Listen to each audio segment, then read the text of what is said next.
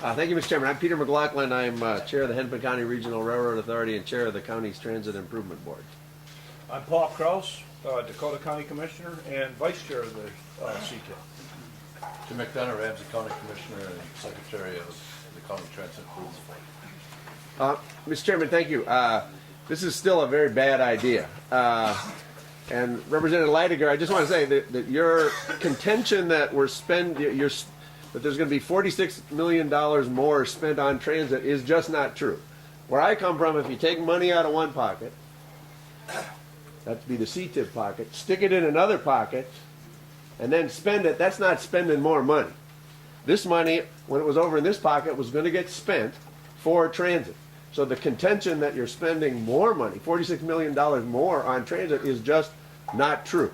The fact is, you're taking $69 million from this CTIB pocket and you're appropriating it from the state. So, I mean, what it reminds me of is like telling your kid, tell your kid, go out and get a job, buy a car so I don't have to schlep you around anymore. And then he gets the job, you grab his paycheck each week, he gets bad credit, can't pay for his car, and he still can't get around. That's what's going on here. The state said go out, get a job, that is, impose a tax in this case, get a job, and buy some transportation for yourself. That's what we did as county. And now you're taking the money, you're potentially ruining our credit rating, and it's really not improving the transportation system at all, and you're not spending more on transit in this region, Representative Leidiger. So that, I think, the record needs to be set straight. That more is not being spent on transit, less is being spent on transit. Second, it's a terrible precedent to steal local sales tax. Local governments go out with the authority of the state and impose a sales tax. That's a bond between the taxpayers in our local jurisdictions and us, the local decision makers. That was permitted by the state. For the state of Minnesota to come in and steal that money, which is what's going on here, taking the sales tax that we imposed on our taxpayers as local units of government, means that every sales tax in the state is at risk.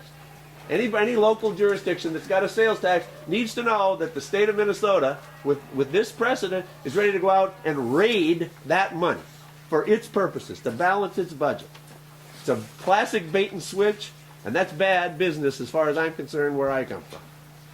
Number three, CTIB can't meet its minimum 2012 commitments with the seizure of this $69 million. We cannot. So don't kid yourself. We cannot meet the obligations that we have.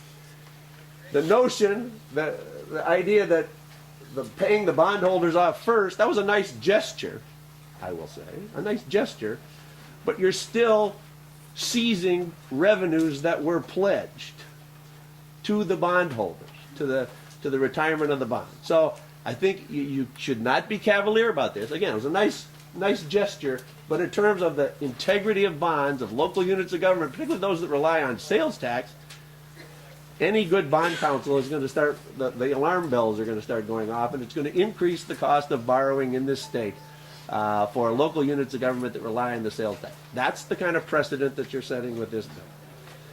In addition, with this bill, you'll be stifling future investment that's going to hurt Minnesota's economy. And I've got a list here and if I could pass it out, we've got the contractors for the Central Corridor and contractors on the Union Depot. Okay? There's a list. Just to give you a sense of orders of magnitude, the payroll on Central Corridor is $380 million. $380 million, the payroll for the construction of Central Corridor. That's going to generate, just a rough estimate, that's got to generate $20 million in income tax alone from that payroll. Now, the state of Minnesota is getting a heck of a bargain out of this. A heck of a bargain. The state puts $1 in, and there's $9 that follow it. So for $1, the state is getting $380 million for $1. There's $9 of other people's money going into it, including $5 of federal money. So half of this money, half of that payroll is being paid by the federal government, and the other portions are being paid for by counties through their sales tax and property tax. If we, our competitors in other regions around the country that are competing for this federal money, they're laughing at us tonight. In Denver and Phoenix and Houston and Seattle and Portland, they're going like this. And they're saying, okay, we'll get a chance to get this money from the federal government because they're going to walk away from it in the state of Minnesota. That's what this bill does. It walks away from growth and investment in our future that we need to stay economically competitive. That's what this is about. Now, in addition, there's been lots of hand-wringing about operating costs. I've heard that. Oh my gosh, there's subsidy here. There's subsidy. Well, the Office of Legislative Auditor, nonpartisan body, they looked at 12 regions around the country, 11 of our peers plus us, and they found that in terms of level of fare box recovery, the amount that the fare box pays for operation, the percentage, we were second in that group.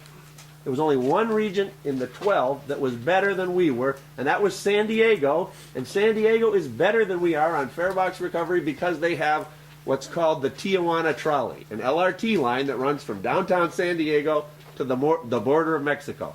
And there are a lot of good reasons to take that train and not take your car into Mexico.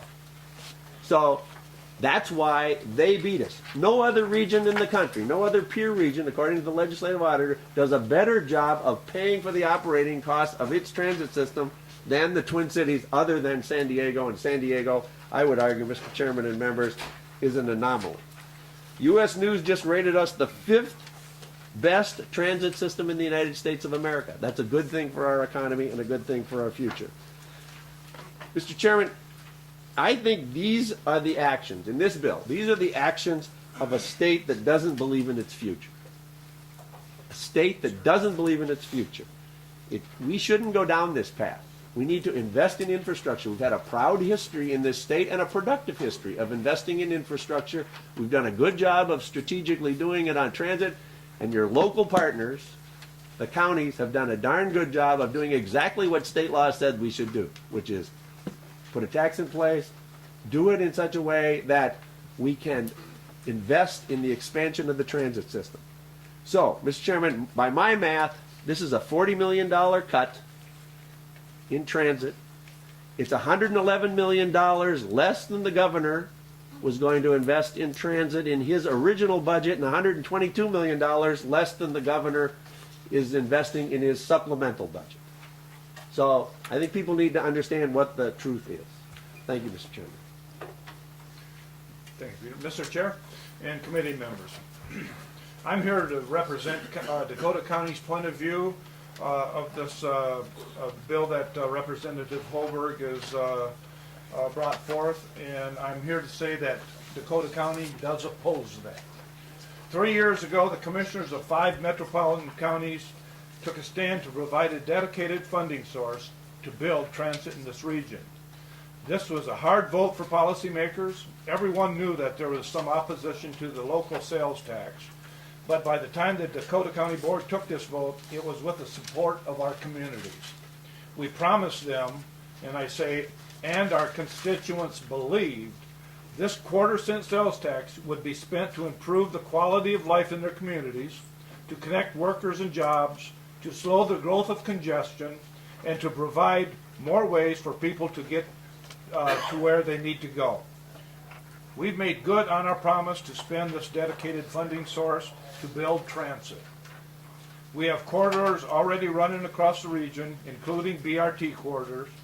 Central Corridor is now under construction. The County Transportation Improvement Board has helped build the first state-of-the-art bus rapid transit station in Apple Valley. Next month we break ground, speaking of Dakota County, next month we break ground on Cedar Avenue Transitway, BRT, where we entered into construction contracts of more than $30 million.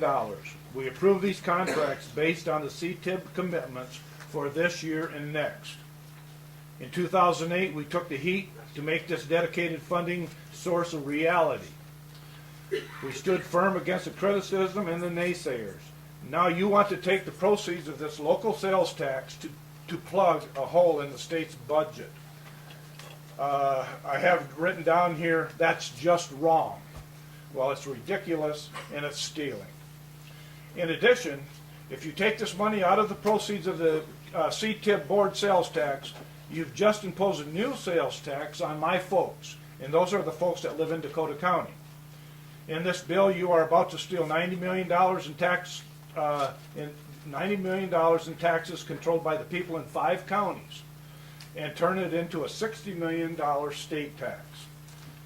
And like I said before, if that's not stealing, I don't know what it is. Why take money away from a successful program like we have started in CTIB? And I have to say that you don't want to put your butts on the line. You just want to take the funds from CTIB because you can. Thank you. Thank you, Mr. Krause. Mr. McDonough? Mr. Chair, committee members, I'm going to talk a little bit about what this sales tax has done for us and what it means to us in Ramsey County. First, I'll remind you what the environment was before this sales tax. When we built Hiawatha, the counties had a 17% share to pay for that line on the property tax. The state had a 33% share committed that came through state bonding, and then 50% came from the federal government, and half the operating was paid by the Hennepin County property taxpayers. Very, very bad way to invest in transit in a metropolitan area. The quarter-cent sales tax was brought forward to move the operations off of the property tax. So the 50% share of operating from the local governments now came from a sales tax levied by the 5 counties. The capital share for the state went from 33% down to 10%. And the share for the counties went from 17% on the property tax to 10% on the property tax. A much more fiscally responsible way to pay for these lines. What it also did for Central Corridor, which I would like to point out to the committee here, is the #1 ranked New Starts line in the country. It came through the FTA's administration during the Bush administration when the CEI, cost effectiveness indicator, was pass or fail for any line in this country to move forward. Central Corridor passed that very rigorous test. It has moved forward on data, it's moved forward on the strength of this corridor. It has a ridership, projected ridership of 41,000 riders a day. Once we were able to implement the quarter-cent sales tax, and we at the local level took that, we were able to position ourselves federally to compete for $470 million in federal money, because now we had a dedicated funding source that we could commit to move Central Corridor forward. We didn't have to figure out how we were going to do a $300 million lift at the state legislature in bonding. And all of you who have been around here, that's a pretty darn big lift. And I don't know that we would have ever been able to pull that off. And at the same point, we would have been on the hook at the local level for 17% of that on the property tax. So it positioned us well to compete into the future. As Commissioner McLaughlin has pointed out, it's not hard for us to compete extremely well nationally for these dollars, because our lines are strong, our metropolitan area is strong. In this, what you're doing right now, we're becoming our worst enemy here as far as moving forward on the build out of this system. When we went to the state and asked for permission to be able to come up with a dedicated funding source for transit, the original proposal was for 1/2 cent, and we were going to commit up to 50% of those funds to be invested in roads, because we have a road problem in the metropolitan area just as well as we have a problem funding our bus system, our light rail, and our commuter lines. We were prepared to invest up to $500,000 to accelerate the build out of the road system, to deal with interchanges, to deal with all the issues that are in the metropolitan area in our roads, and we were prepared to help do that and build out this road system quicker. The state said, nope, that's too much, we're not going to give you that authority, we'll give you a quarter-cent sales tax, and the ground rules are a one-time pay to Met Council $30 million in that first year to help out with their budget. From then on, these dollars do not supplement any operating funds of Metro Council, and that these funds help to position Central Corridor and to do the planning and advanced work for Southwest, Gateway, Bottineau, Cedar Avenue, all the corridors that are moving forward. I went forward at Ramsey County and I took the vote to support the quarter-cent sales tax, as 6 of my 7 commissioners did. We did that with the support of the St. Paul Chamber. We went out into the community as a partnership, business, labor, elected officials, mayors, city council members, and that happened throughout the 5 counties. All of us united that this was the right way to move forward on that investment. And we did that as a partners, all expecting to be able to continue to move forward on using the $90 million in quarter-cent sales tax to advance trends. When we went to the citizens, asked for their support, when we went out into the community, the commitment was to them was to move transit forward, not to take it backwards, not to levy a quarter-cent sales tax. I can tell you for one, I would not have voted for a quarter-cent sales tax in Ramsey County to go back out in my community if I knew 2 years later, the state of Minnesota was going to come back and steal $69 million of that. I would not have done that. I don't know that the St. Paul Chamber would have stood in partnership with me when we went out into the community to talk about this quarter-cent sales tax if they knew that in 2 years the state was going to come back and steal $69 million. I've been up here for 10 years as a county commissioner. I'm president of the state Associated Minnesota Counties. I've talked and testified on numerous topics throughout my 10 years up here. STLs, mental health, chemical dependency, you have it. I've been up here testifying. And the one area that I think we've built the partnerships in the community, business, labor, mayors, county commissioners, legislators, Republicans, Democrats, has been in transportation. It hasn't always been a smooth road, but it's probably been the strongest partnership we've had in any area that we do in county government. And right now, you are absolutely destroying all the work that's been done with all the partners to move transit forward in the metropolitan area.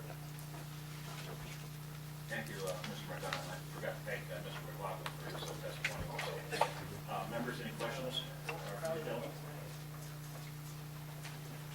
Seeing none, Thank you. Thank you very much. Thank you.